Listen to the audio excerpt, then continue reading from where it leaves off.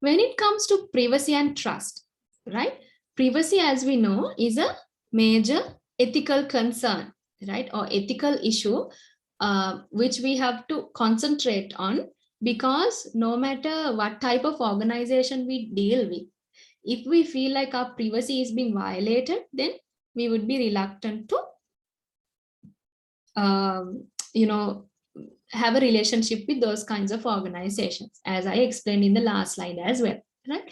So privacy of consumers is a key ethical issue on which we will concentrate, since many laws have been enacted and it affects all types of organizations, regardless of whether they have a transactional e-commerce services.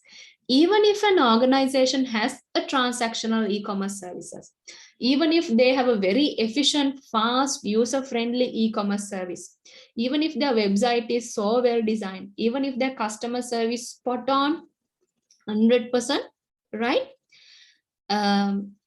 Privacy can be one concern that a web user may be thinking of when he or she decides to whether engage in a transaction with this organization, right?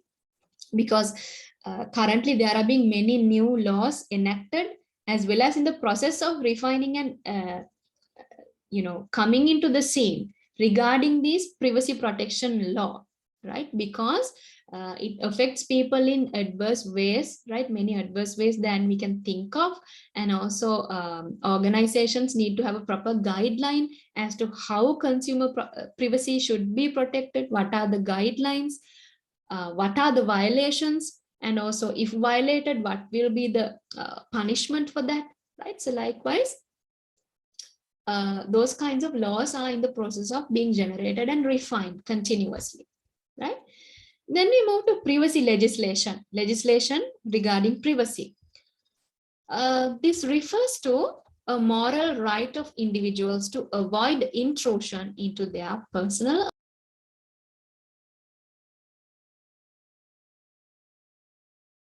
Right, I'm sorry about that. I had a little network issue. I will share the screen again. I hope you can hear me. Please tell me if it's not clear, right?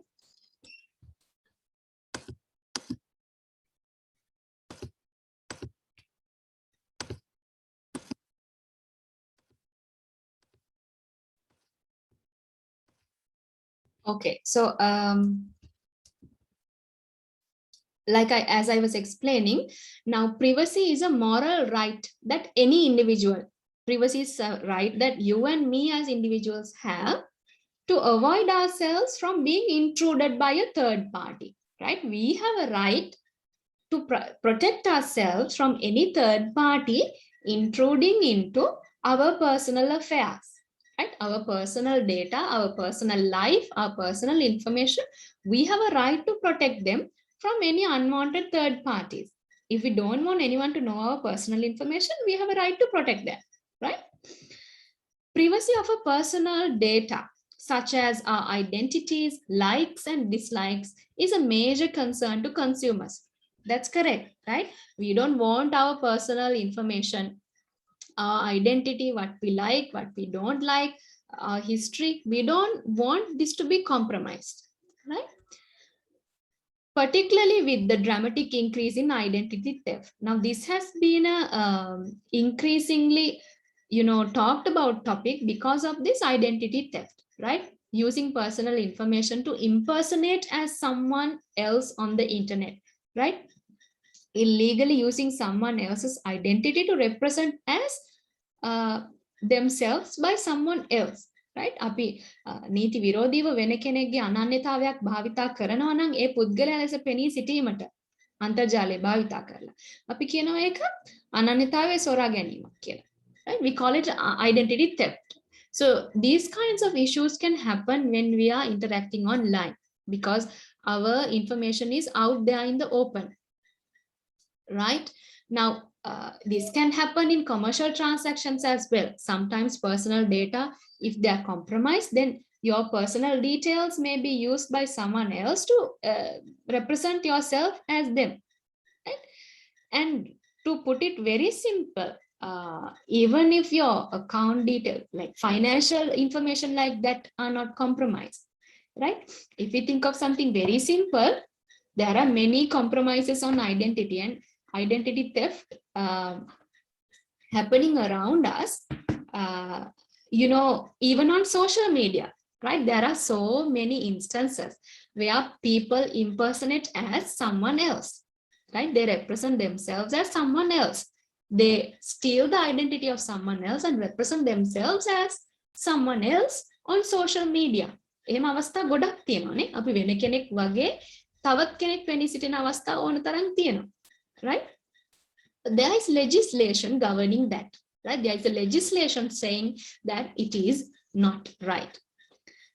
This is clearly a major concern for many consumers when using e-commerce services, since they believe their privacy and identity may be compromised. That's correct, right?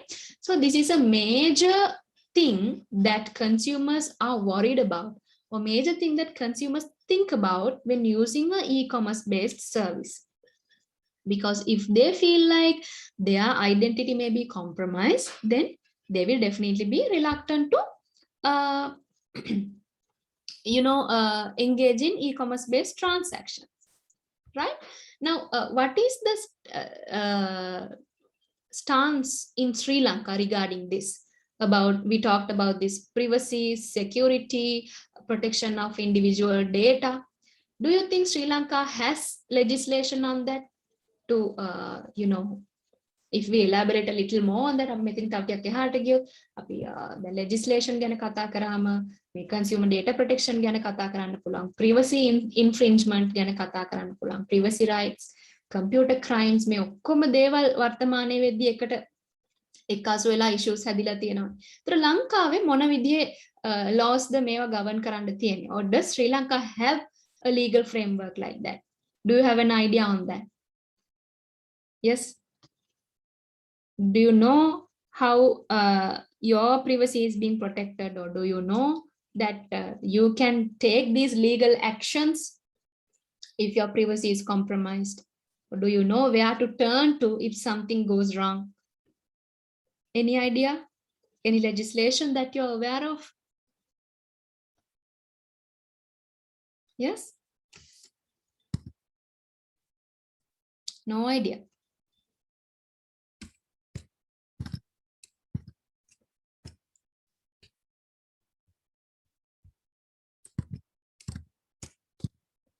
Nobody knows?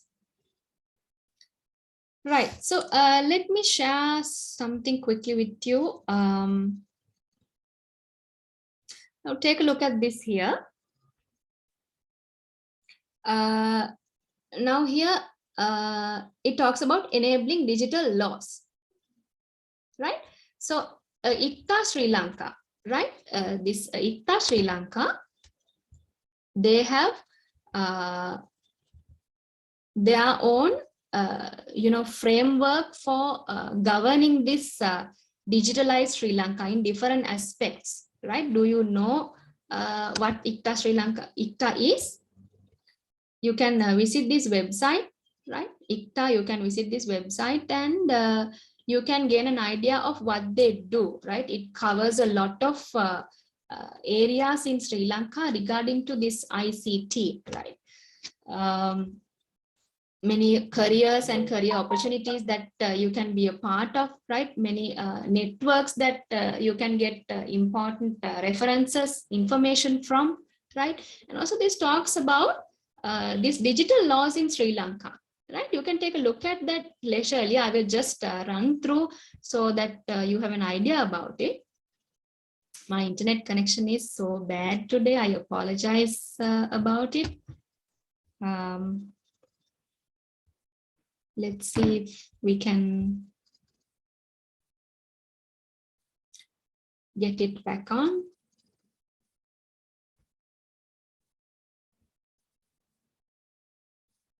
Yeah, it's back now. Right. So in this digital Sri Lanka, you can see this section dedicated for legal framework and development, right? So you can refer to this to get an idea more about this topic we are talking. It talks about a range of e-laws, right? E-laws that are there when interacting with a business. It may be from the business's point of view, it may be from the consumer's point of view, it may be as general citizens. So there are so many laws governing these different aspects of interacting online, right? Different aspects of interacting online, right? Let's see if I can get it online to show you.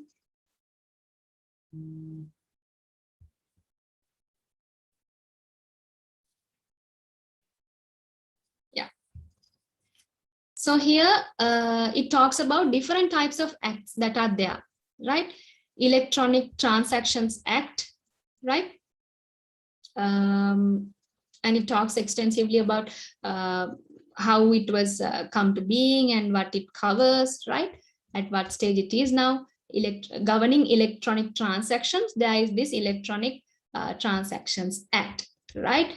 And then there is a regime for authenticating digital signatures, right? And then so you can refer to these links to get more idea about these things, right? Then there's a Computer Crimes Act, right?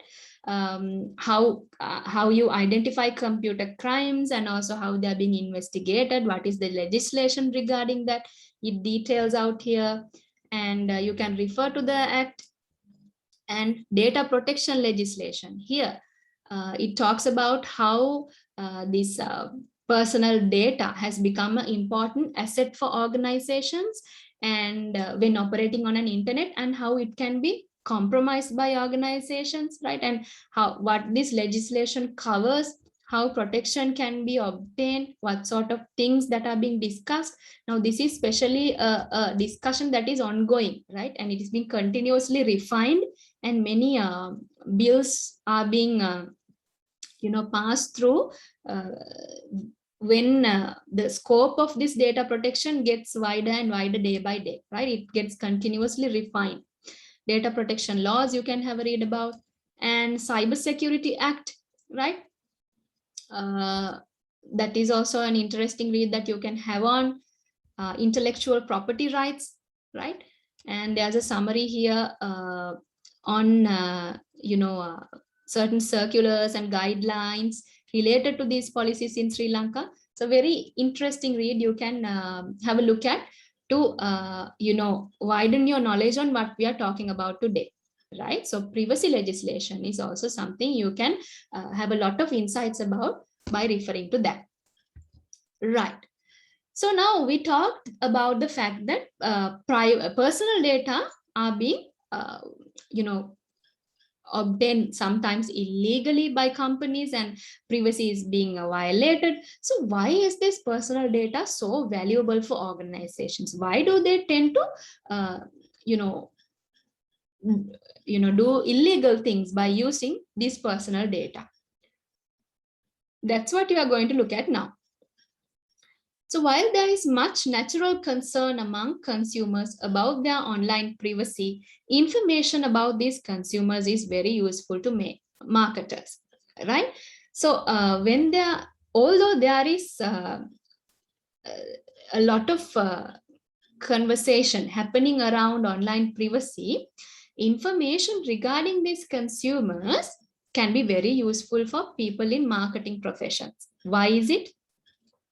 By understanding consumer needs, right? By having an idea about a customer, by creating a profile of customers' characteristics, behaviors, right? There may be demographic classifications on customers, what sort of purchase behavior they have showed, what type of area they are coming from, their occupation, their spending patterns, what sort of purchase preferences they have. There are so many ways to obtain this information in the current context, right? Not just by interacting with the organization alone.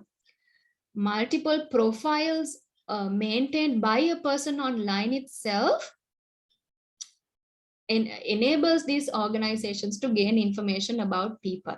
Now, you unknowingly, do you know that you unknowingly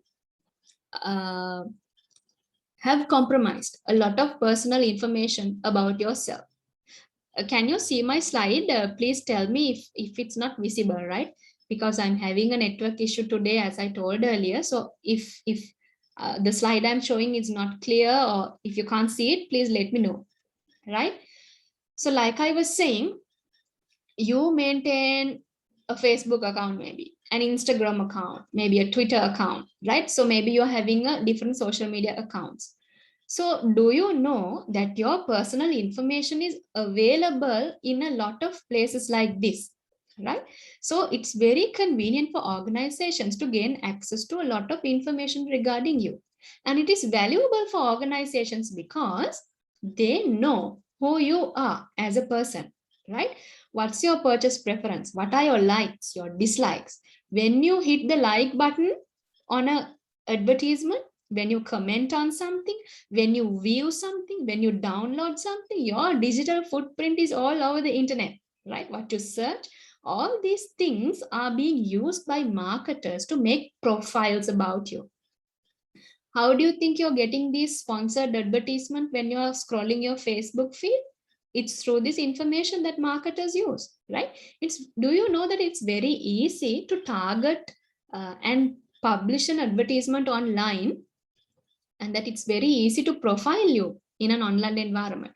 දැන් ඔයාලා Facebook එකේ මොකක් හරි advertisement එකක් like කරනකොට, මොනවා හරි දෙයක් share කරනකොට, මොනවා හරි දෙයකට subscribe කරනකොට, comment කරනකොට, view කරනකොට, ඔයගොල්ලන් view කරනවා නම් වැඩි වෙලාවක්, මොනවා හරි දෙයක් ඔයාලා වැඩි වෙලාවක් රැඳිලා ඉන්නවා නම්, මොකක් හරි article එකක් කියවනවා නම්, ඒ හැම තැනකින්ම ඔයාලා ගැන information gather වෙනවා, right? අපි කියන්නේ third party cookies enable වෙන තැන් ගොඩක් තියෙනවා. ඔයගොල්ලන් online behave වෙනකොට. එතකොට කාට හරි කෙනෙක්ට sponsored advertisement එකක් දාන්න ඕනේ නම් target කරලා හරිම target market එක. It's just a matter of selecting the right keywords, right?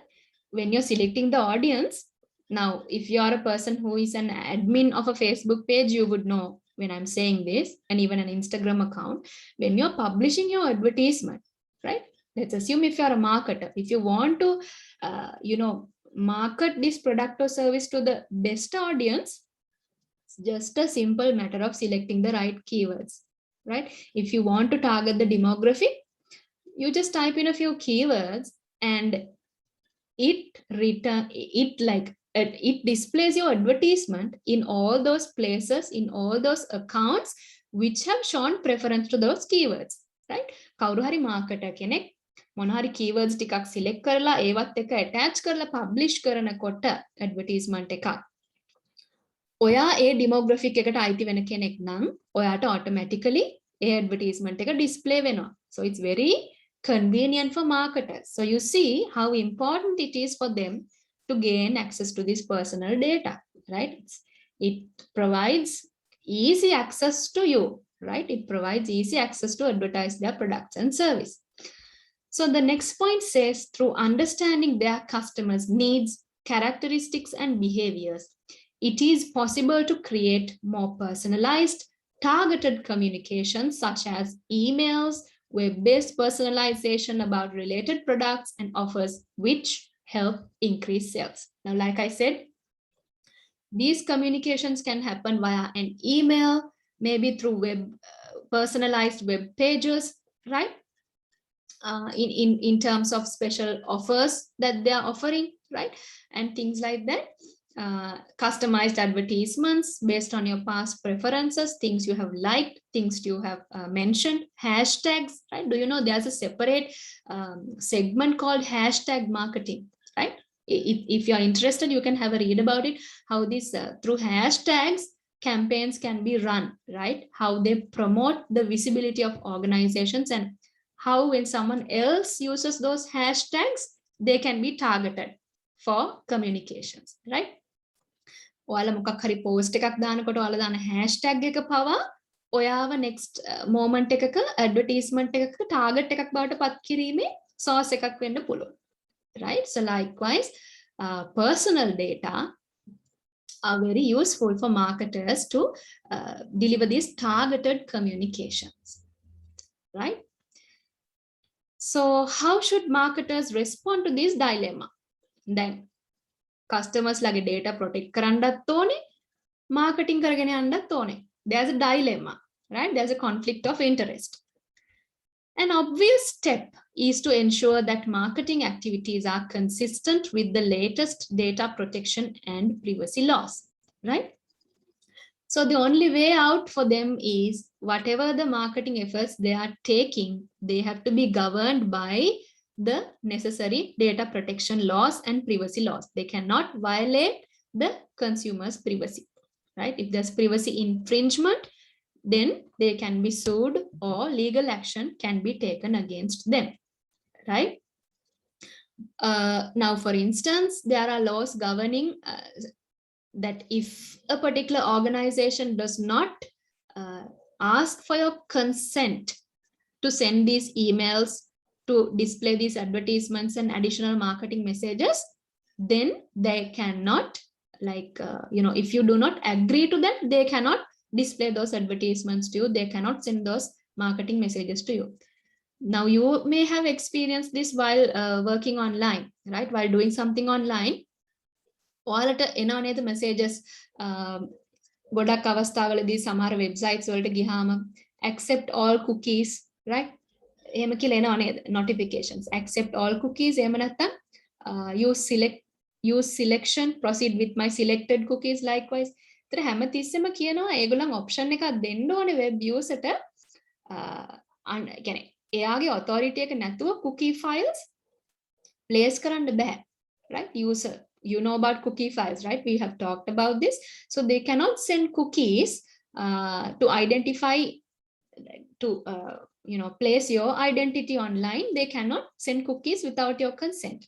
If you consent to opt out of all kinds of marketing messages, or marketing messages වලින් opt out කරන්න option එකක් ඔයාලා tick කරන්න තියෙනව නේද? ඒකෙන් ඔයාලා opt out කරා කියන්නේ. So why organizations do that? Because those organizations are being governed by that kind of a law, right? You have to provide consent in order to continue with your marketing messages to these audiences, right? So in Sri Lanka, it has not evolved up to a great extent, but it is being continuously being talked about, and the law is being continuously refined, right? Then, what are the main information types used by internet marketer which are governed by ethics and legislation?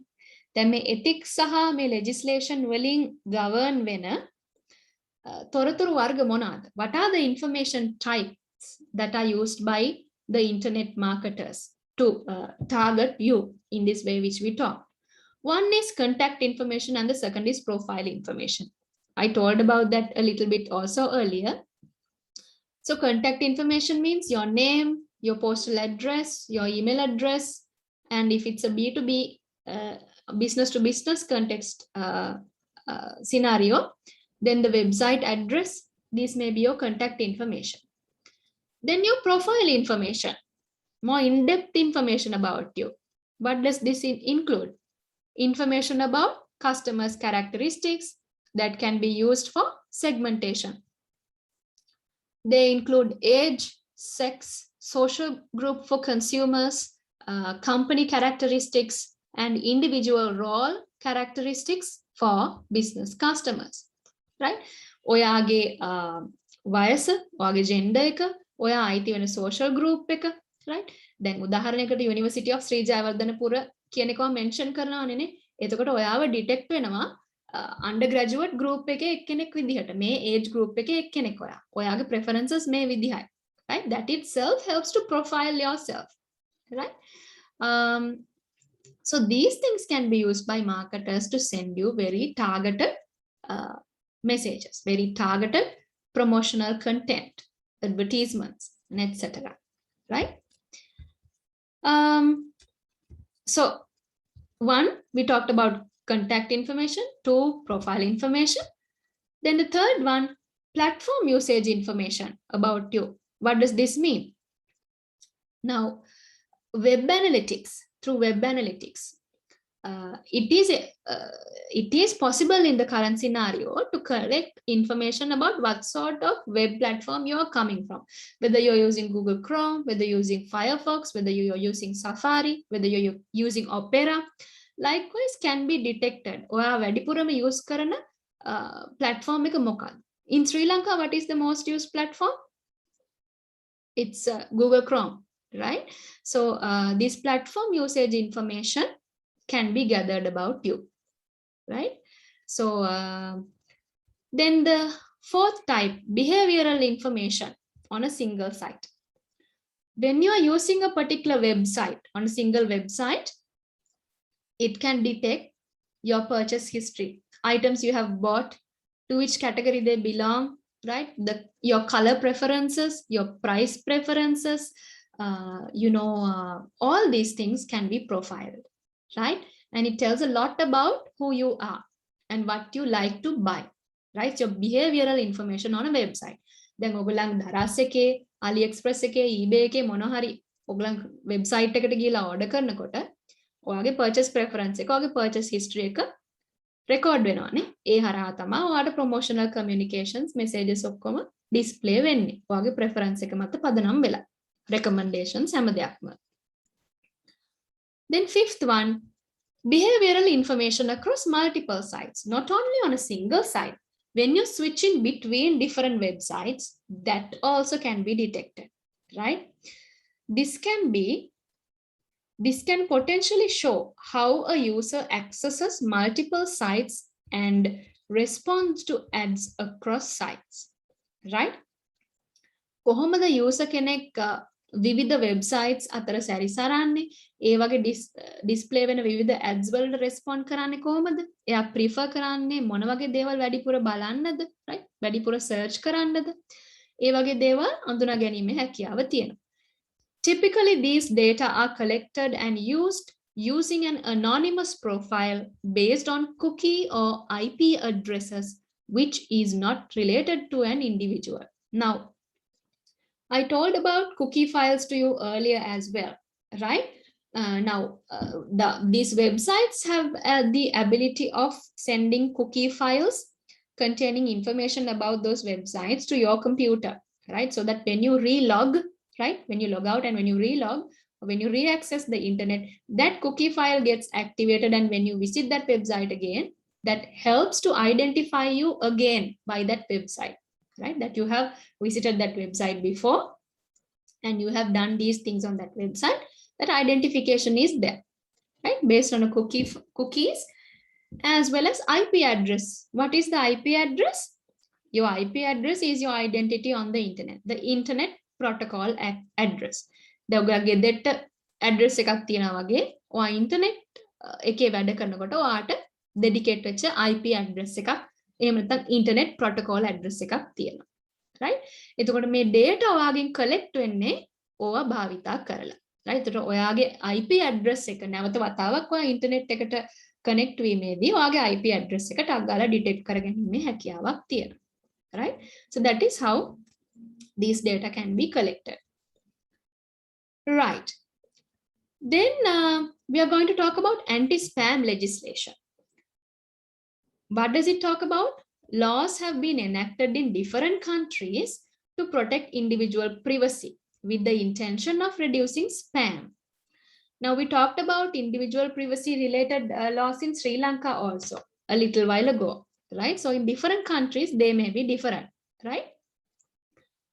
So what is spam?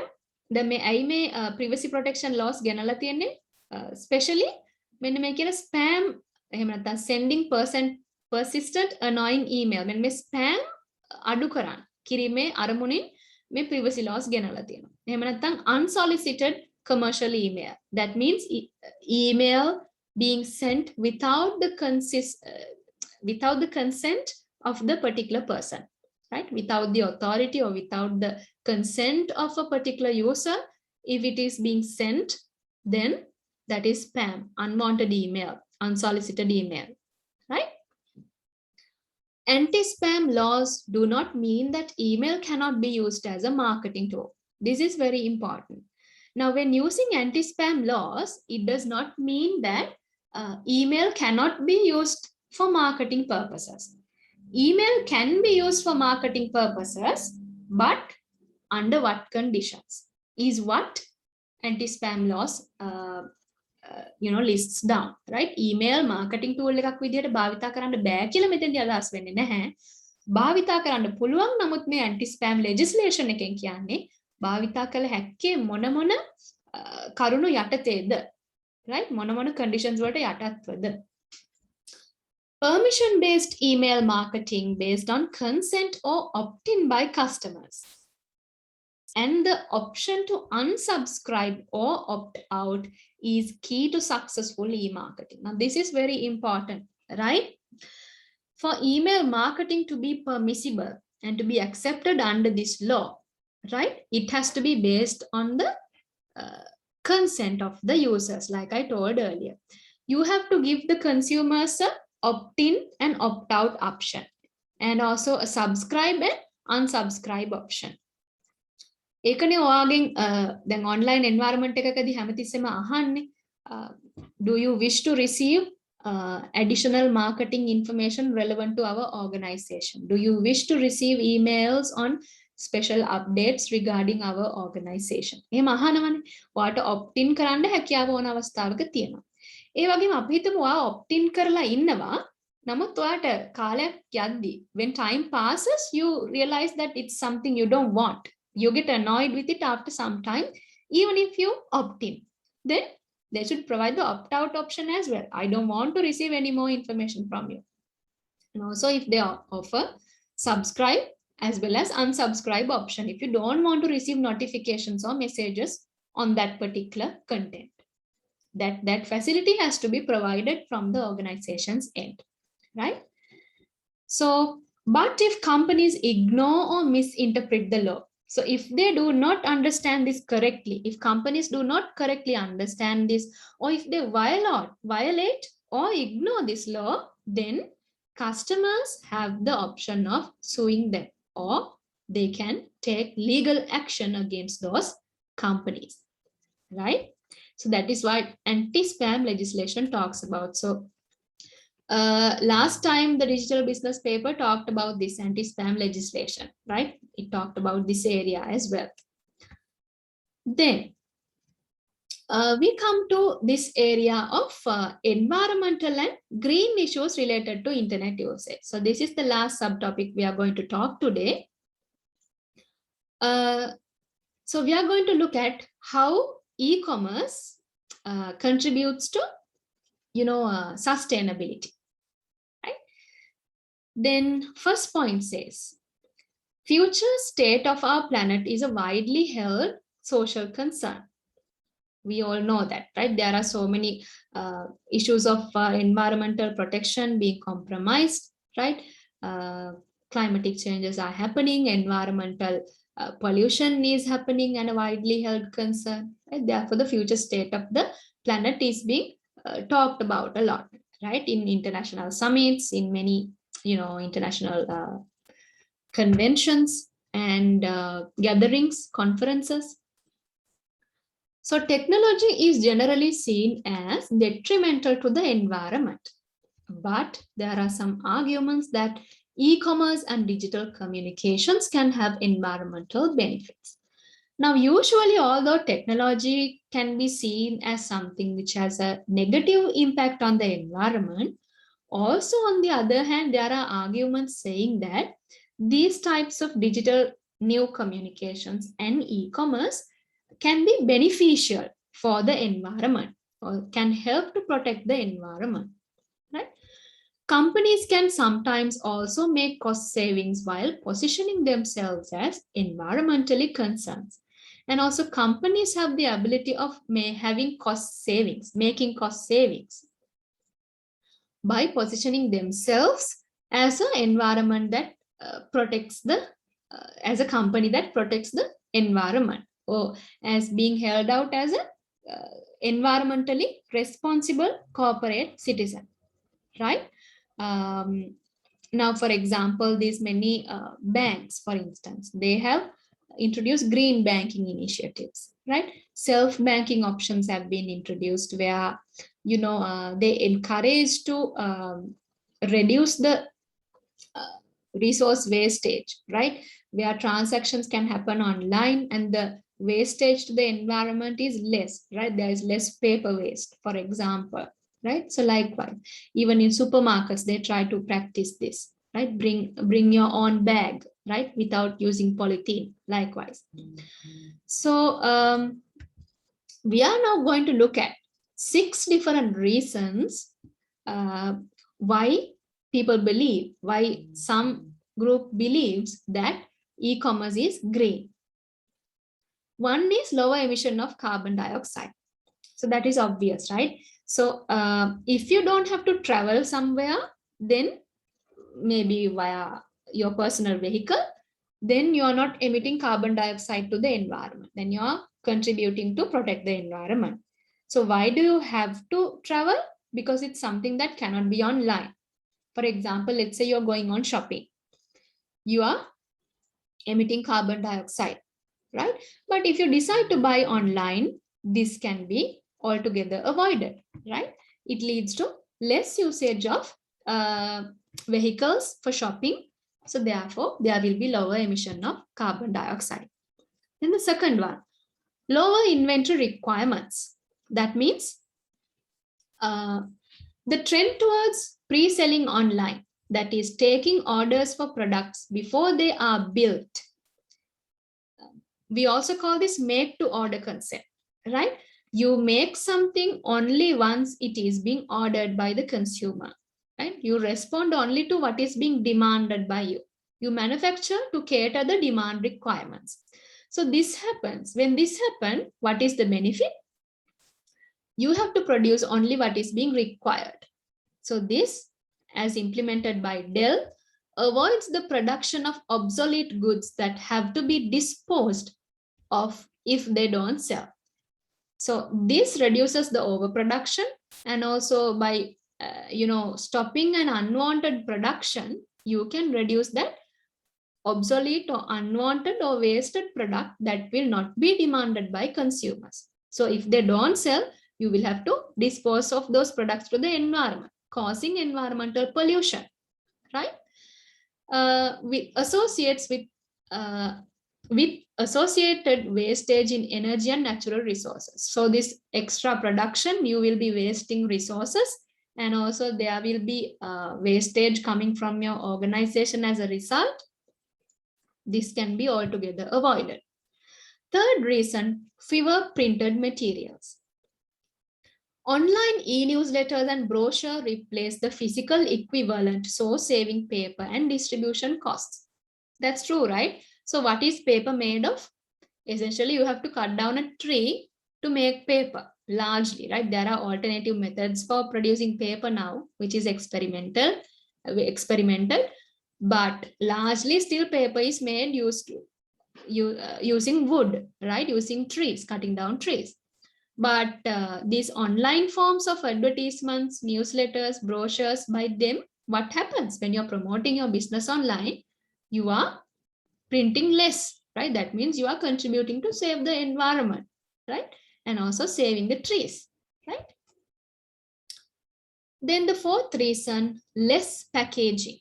That means although many items sold online come in packaging to help convince us we have bought the right thing. Now, online, when you buy something, we cannot assure that they don't come in packaging, no? Essentially, they come wrapped in bubble wrap, polythene wrap, then cellophane, even paper wrapping, everything is there, even if you order something online. But it's not talking about this. At least those billions of music tracks downloaded from iTunes and Napster don't really require packaging or plastic. Putting aside that, when you consume a service online, right, you are contributing to this cause of less packaging. If you're buying a CD from a physical store, then that involves a lot of resources that has been invested to make that packaging. And sometimes there will be waste as a result of this packaging as well. Once you consume, you will have to dispose of that.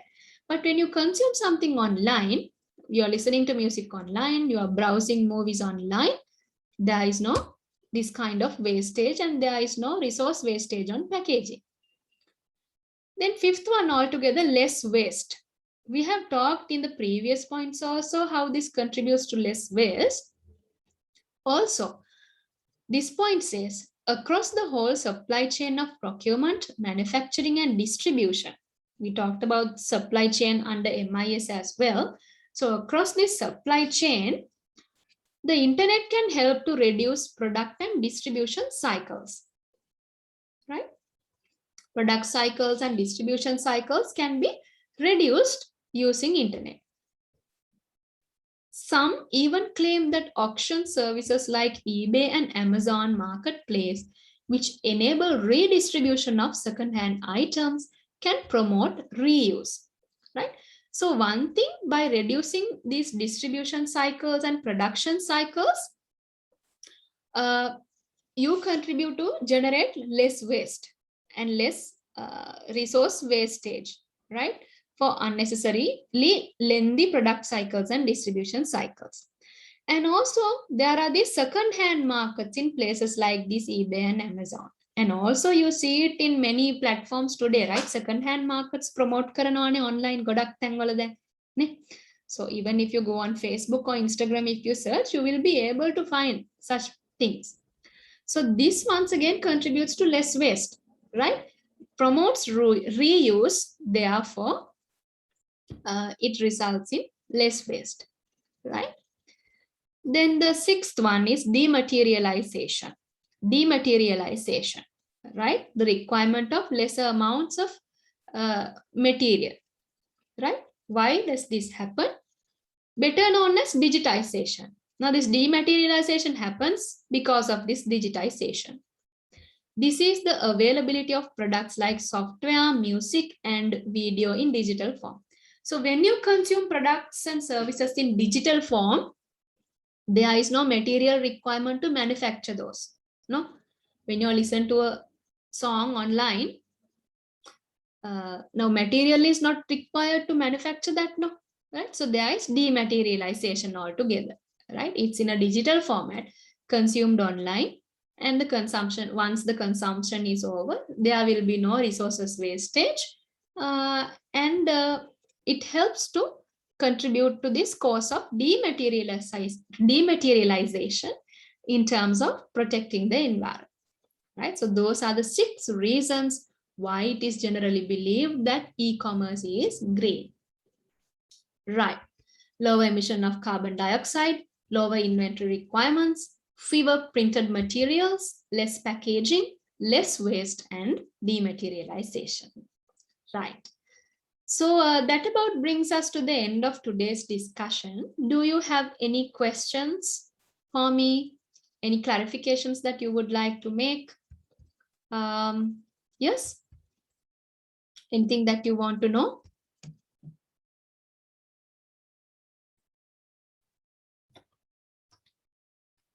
Nothing? All clear? So today we touched on this social and legal factors under the SLEPT framework, right? We are in the process of discussing the SLEPT factors. Today we discussed about social and legal factors, right? And the next day we hope to talk about taxation and the rest of the model, right? The rest of the framework, SLEPT framework. Right, so if there are no questions from this point, we can wind up the class. So thank you all for the participation and have a great day. Stay safe, everyone.